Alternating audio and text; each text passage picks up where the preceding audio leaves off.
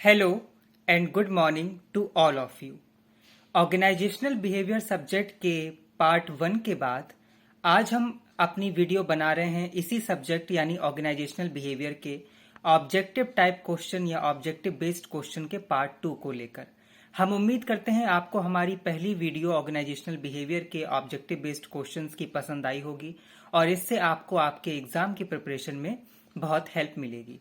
तो चलिए हम आज ऑर्गेनाइजेशनल बिहेवियर सब्जेक्ट के सेकेंड पार्ट के ऑब्जेक्टिव बेस्ड क्वेश्चंस की शुरुआत करते हैं। लेकिन उससे पहले आप सभी लोगों से रिक्वेस्ट है कि प्लीज हमारे चैनल को सब्सक्राइब करें और ज्यादा से ज्यादा शेयर करें। तो आइए अब हम अपने ऑर्गेनाइजेशनल बिहेवियर सब्जेक्ट के पार्ट 2 ऑब्जेक्टिव बेस्ड क्वेश्चन की यहां पर शुरुआत करते हैं। Okay, question number 1, what are the skills or qualities are necessary for being a leader. यानी अगर एग्जाम में ये क्वेश्चन पूछा जाए कि ऐसी कौन सी क्वालिटीज हैं या ऐसी कौन सी स्किल्स हैं जो एज अ लीडर आप में होनी चाहिए, तो हम कुछ क्वालिटीज या स्किल्स के यहाँ पर नाम ले रहे हैं। इनको आप नोट कर लीजिए और अगर ये एग्जाम में आए तो आप इनको देखिएगा कि ये क्वालिटीज ऑप्शंस में हैं या नहीं और फिर उस हिसाब से अपने आंसर को मार्क या फिल करिएगा।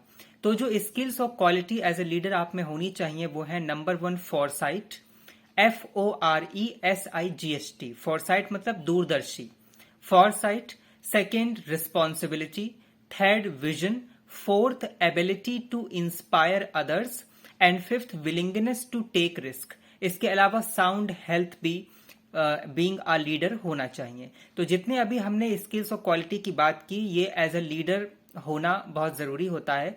तो सपोज एग्जाम में अगर आपका क्वेश्चन ऐसे आए कि which of the following are the qualities of a good leader, number 1 willingness to take risk, number 2 sound physique या personality, number 3 foresightness, number 4 all of the above, तो आप टिक करेंगे ऑल ऑफ द एबव पे। यानी being a leader, as a leader आप में ये सब स्किल्स या क्वालिटीज होनी चाहिए। Okay, question number 2, what is the difference between management and leadership. तो इसका करेक्ट आंसर है कि management is a wider term while on the other hand leadership is a part of management. यानी इसका मतलब यह है कि जो मैनेजमेंट है वो बड़ा रूप है और लीडरशिप मैनेजमेंट के अंदर ही आता है। यानी जो लीडरशिप है वो मैनेजमेंट का ही एक पार्ट, उसका एक हिस्सा है। अब इस क्वेश्चन को दो तरीकों से एग्जाम में पूछा जा सकता है। या तो जैसे अभी हमने बोला कि आपसे डिफरेंस के तौर पे पूछ लिया जाएगा कि difference between leadership and management, या ऐसे पूछा जा सकता है कि मैनेजमेंट और लीडरशिप में किसका स्कोप ज्यादा है, तो आप लिखेंगे कि मैनेजमेंट का स्कोप ज्यादा है। या इस तरीके से पूछा जा सकता है कि leadership is a part of management, true and false, या यस और नो, तो आप लिखेंगे ट्रू या यस, जैसा भी आपके ऑप्शन में दिया हो। Okay, question number 3, what are the styles of leadership. तो लीडरशिप की 3 स्टाइल्स होती हैं, वो कौन कौन सी होती हैं वो आप नोट कर लीजिए। Number 1 autocratic leadership style, second democrative leadership style and 3 free rein leadership style. Free rein की स्पेलिंग FREEREIN। तो ये 3 होती हैं स्टूडेंट्स लीडरशिप की style, autocratic, democratic and free rein. Okay, next question, question number 4, democratic style of leadership also known as. यानी democratic leadership style है उसको और किस नाम से बोला जाता है, तो उसका आंसर है पार्टिसिपेटिव लीडरशिप स्टाइल। यानी जो डेमोक्रेटिक लीडरशिप स्टाइल है उसको डेमोक्रेटिव लीडरशिप स्टाइल के अलावा पार्टिसिपेटिव लीडर स्टाइल भी बोलते हैं या कहते हैं। Okay, next question, what are the theories of leadership. Leadership की कौन कौन सी थ्योरीज हैं, तो लीडरशिप की बेसिकली 3 थ्योरीज होती हैं। Number 1 behavioural theory, number 2 situational theory and number 3 trait theory, TRAIT। Okay, situational theory, behavioural theory, trait theory. Next question, the concept of managerial grid. The concept of managerial grid developed by, तो इसका answer है, correct answer है students, the concept of managerial grid was developed by RR Blake, BLAKE, RR Blake and JS Morton, MORTON।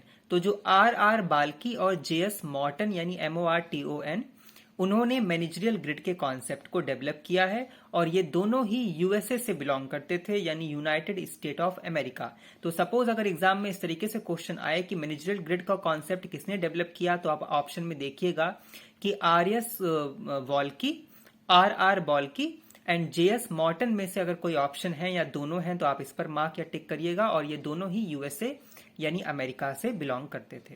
Okay, next question, Johari window concept was used, यानी जो जौहरी window concept है वो किस लिए use किया जाता था, तो इसका करेक्ट आंसर है इंटरपर्सनल अवेयरनेस के लिए जौहरी विंडो कॉन्सेप्ट यूज किया जाता है। यानी इसको इस तरीके से लिख सकते हैं कि the Johari window concept was used for interpersonal awareness. Okay, next question, Johari window concept was given by, यानी जो जौहरी विंडो कॉन्सेप्ट है वो किसने दिया, तो इसका करेक्ट आंसर है जोसेफ लुफ्ट, और इसकी स्पेलिंग है JOSEPHLUFT। जोसेफ लुफ्ट ने जौहरी विंडो के कॉन्सेप्ट को इंट्रोड्यूस किया था। Next question, what are the quadrants or parts in the Johari window, यानी जो जौहरी विंडो है उसमें कितने क्वाड्रेंट्स यानी पार्ट्स होते हैं, तो 4 पार्ट्स होते हैं स्टूडेंट्स। अब वो 4 पार्ट कौन कौन से हैं उनके आप नाम नोट कर लीजिए। Open self, hidden self, blind self और अननोन सेल्फ। तो ओपन, हिडन, ब्लाइंड और अननोन सेल्फ ये जौहरी विंडो के 4 क्वाड्रेंट्स या 4 पार्ट्स होते हैं। Okay, next question, what do you mean bye group, group क्या होता है, तो इसका करेक्ट आंसर होता है group means 2 or more person who interact with each other or who work with each other for the purpose of fulfilling a common objective or goal. यानी group में 2 या 2 से ज्यादा लोग होते हैं, पर्सन्स होते हैं जो आपस में काम करते हैं एक साथ या इंटरेक्ट करते हैं एक साथ किसी कॉमन ऑब्जेक्टिव, पर्पस या गोल को पूरा करने के लिए। Okay, next question, what are the types of group, group कितने टाइप्स के होते हैं, तो कई टाइप्स के ग्रुप होते हैं, वो कौन कौन से होते हैं उनके आप नाम नोट कर लीजिए।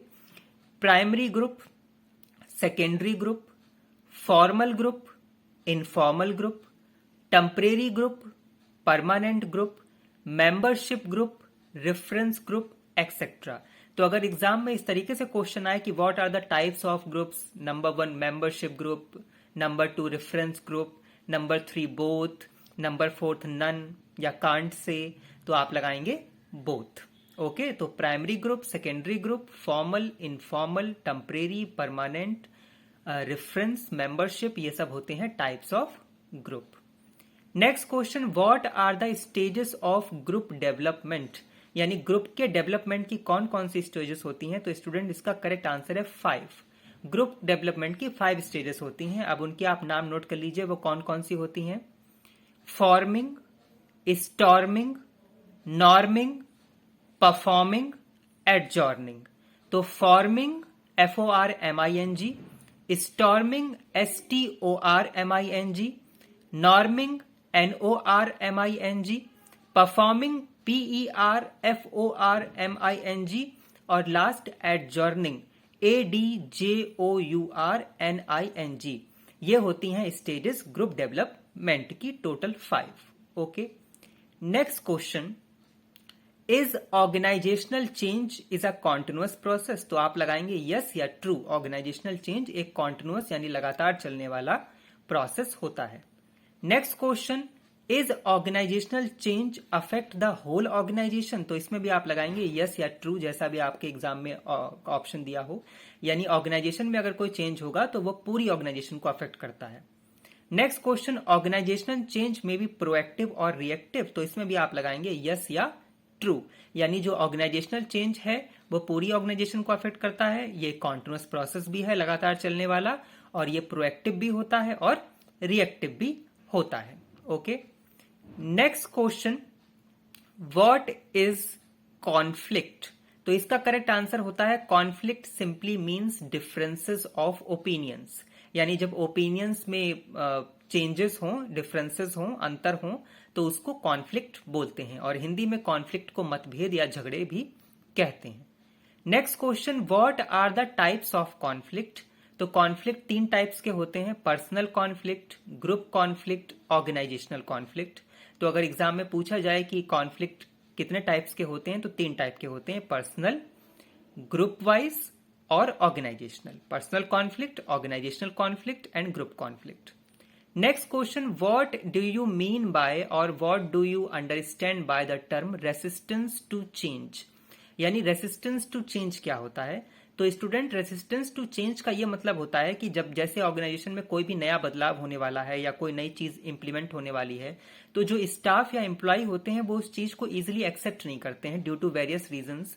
उनको लगता है कि इससे उनकी जॉब में कोई प्रॉब्लम आएगी, या कोई सिक्योरिटी उनको इशू लगता है, या किसी चीज का उनको फेयर लगता है, या अपने स्टेटस में उनको ऐसा लगता है कि कोई चेंज आ जाएंगे, तो वो उस चेंज को इजीली एक्सेप्ट नहीं करते, या वो ये सोचते हैं कि ये चेंज ना ही हो तो बेटर है।